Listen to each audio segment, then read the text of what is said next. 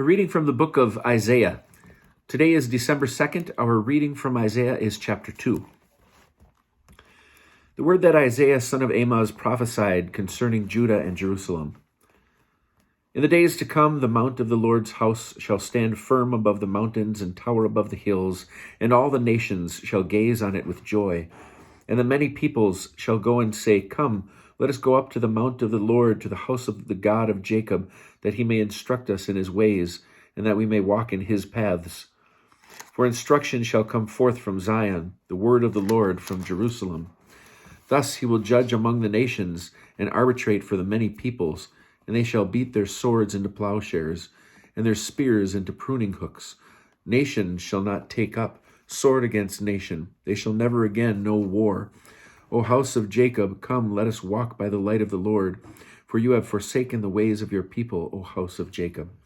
For they are full of practices from the east, and of soothsaying like the Philistines. They abound in customs of the aliens. Their land is full of silver and gold. There is no limit to their treasures. Their land is full of horses. There is no limit to their chariots. And their land is full of idols.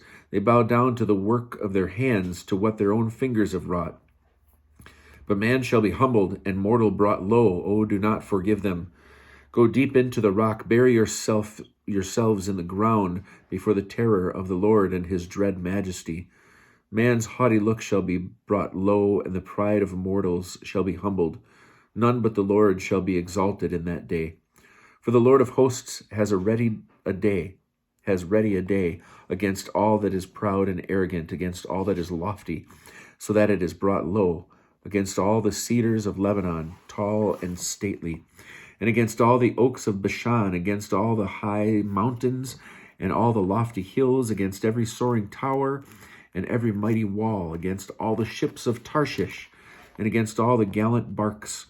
Then man's haughtiness shall be humbled, and the pride of man brought low. None but the Lord shall be exalted in that day. As for idols, they shall vanish completely. And men shall enter caverns in the rock and hollows in the ground before the terror of the Lord and his dread majesty when he comes forth to overawe the earth. On that day men shall fling away to the flying foxes and the bats the idols of silver and the idols of gold which they made for worshipping.